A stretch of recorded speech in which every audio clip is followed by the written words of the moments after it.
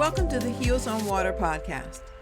This is where we learn to walk on the water in our storms with the courage, confidence, and grace we were designed with. I'm your host, Dr. Alette, and I am glad that you found our boat. So let's put on our heels and get ready to step out on that water.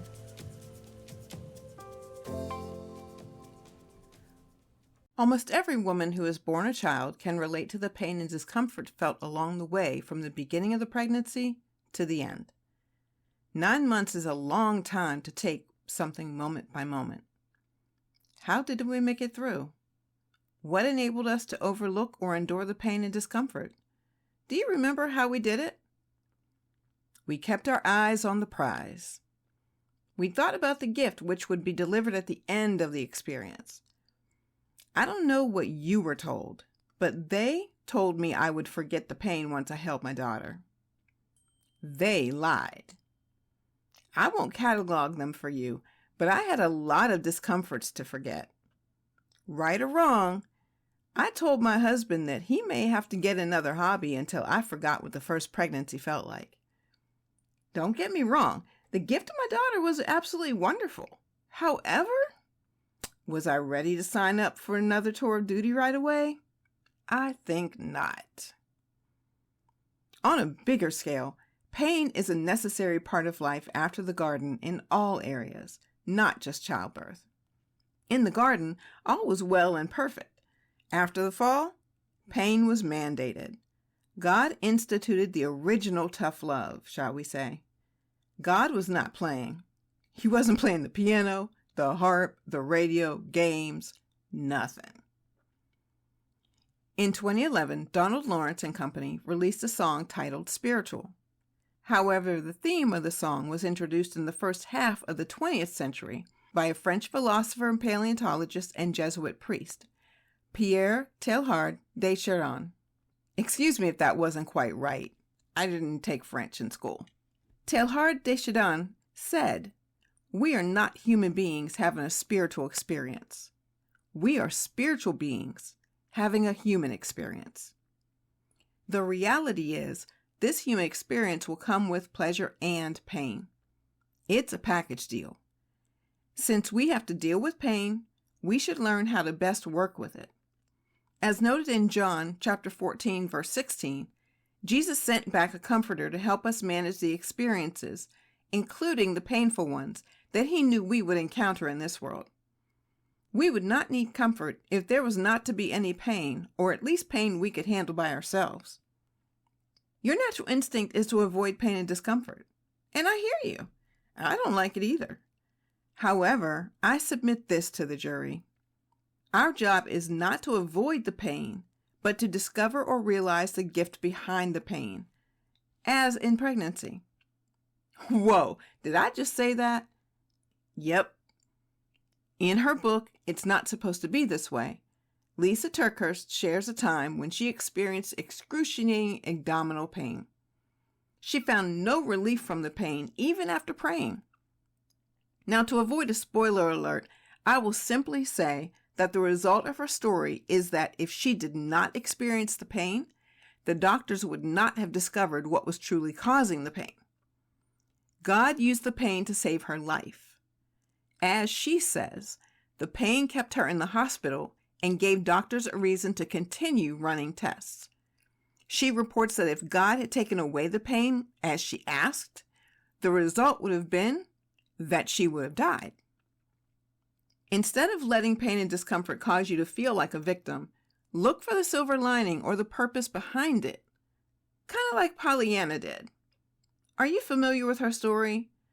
I know I'm dating myself, but Pollyanna is a movie from the 1960s. Pollyanna is a young orphan who believes life's most difficult problems can always be conquered by a positive attitude and practical approaches and solutions. But when she moves in with her stern aunt, she meets a town full of disheartened people who challenge her upbeat outlook. Not to be discouraged, she decides to spread hope and good cheer in spite of their bad attitudes. I don't pretend that discovering the gift beyond the pain and discomfort is simple. It's not. But it can be done with deliberate effort and practice. As a daughter of the Most High God, you must look for the gift behind the pain and not allow the enemy to steal your worship while you're looking. When we're uncomfortable, it's easy for the enemy to inspire us to doubt our Father's love for us. The enemy can lead us to forget that we are Daddy's girls, and God actually loves us dearly. He adores us. He loves his boys, but he adores his girls. While God does not cause the pain and discomfort, he will allow it sometimes because it will lead to an outcome that will be good eventually. There are many examples of this in the Bible, such as Eve, Abigail, Naomi, and even Mary, the mother of Jesus. We must remember that the picture is bigger than the small portion we can see immediately as individuals. Don't let the enemy steal your praise or the blessing attached to it. Let me take a moment and share an example from my story. When I entered the sanctuary for my husband's celebration of life, I was a wreck. One thing I insisted upon in the service was a time of praise and worship because my husband loved that part of any service the most, I believe. He enjoyed the sermons, but his heart was in praise and worship. From the back of the sanctuary, he almost oversang the worship team in the front. So during his service, we had to have praise and worship. Regardless of how I felt beforehand, when the time came to honor God, I had to. I don't sing nearly as well as he did, but I sang my praises and worshiped God passionately because two things ran through my head. No matter what happened, God is still God and worthy of the praise. And I know without a doubt that is what Ko would want and would have done. I couldn't disrespect God even though I didn't like, agree, or understand why I was suddenly and so soon widowed. My feelings did not cancel out who God is and the sacrifice he already made for me and my husband. But since I found myself here, I asked God to get the glory out of this somehow. Better to glorify God than the enemy any day of the week. Since becoming widowed, one thing that helped me get through this has been seeking the gift. What are the blessings and benefits God has given me since my husband had to go home? One thing I know, God does not take without giving. I was reminded, and I remind you, that God is the master teacher, master father, and master husband. So I encourage you to look beyond your pain and discomfort to find the gift behind it. It probably won't be obvious. You probably will need to ask God to help you see it. God does not mind your questions, and he's waiting for the conversation. In my time with God, I have had plenty of questions. Some of them were that I asked him to show me why I was even allowed to marry again, if it would lead to widowhood. I asked why it was so short. I asked what good can I take away from this so that it was not a wasted experience, a wasted marriage, a wasted loss, or wasted time. In his graciousness, God showed me at least 8 gifts that came behind this widowhood experience. First, I received family back who had been distant. Let's admit it. Facing mortality can cause people to reevaluate and change course and reconnect. Second, I learned that I'm surrounded by a strong, loving God family. As a couple, we had been anchored in our church for a little over 5 years before my husband passed, but I had not realized just how deep and solid that anchor had been planted and how much of a family we were until he passed. Most of my biological family is far from where I live now, and I know I could not have made it through this experience without my God family surrounding me. Third, I learned how to be loved. My husband, Ko, would jump in front of anything to protect me and do anything to provide for me. He proved it while he was here. How much more would God demonstrate his love for me? Fourth, I learned that I am lovable. I had already experienced God as a husband during a period before Ko. That's when God prepared me for my husband and simultaneously prepared me for widowhood, when God again would be my husband. I did not understand it as such the first time. In my mind, I was learning to trust and just trying to make it. Fifth, I learned how to be God's daughter and what a good father looks like. Co was sent to model a father who absolutely adores his children, especially his daughters, biological and not biological. Sixth, I learned what living your best life really looks like. I saw how my husband had truly impacted a multitude of people just by sharing the love of God as he had experienced and understood it in his own later life.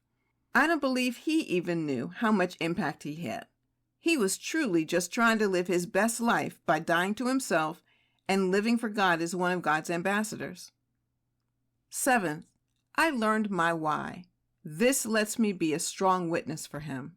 Why I'm still here, why Co is not, and why I went through things I went through. And eighth, I learned that my gift is giving to you.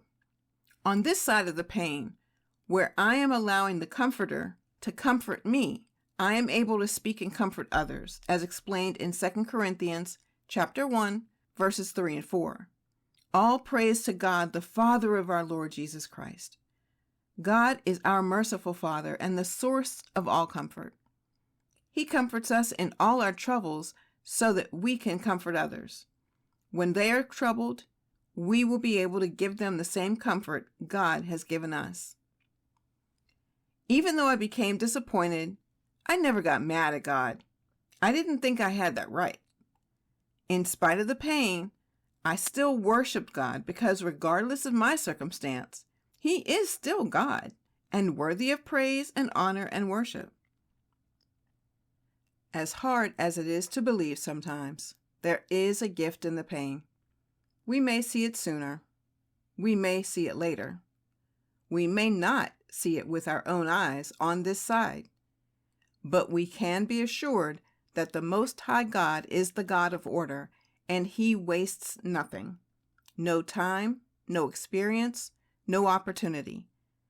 If you practice seeing with Pollyanna's eyes rather than negative Nellie's eyes or victimhood eyes, you allow yourself to have the opportunity to become stronger and grow in wisdom and in relationship with God. And if you keep your eyes open, you might just find your gifts too. I'm looking forward to being out here on the water with you, so follow the Heels on Water podcast so you know when the next episode leaves the dock. And share the podcast with a woman you care about. Heels on, eyes up. Talk to you next Tuesday.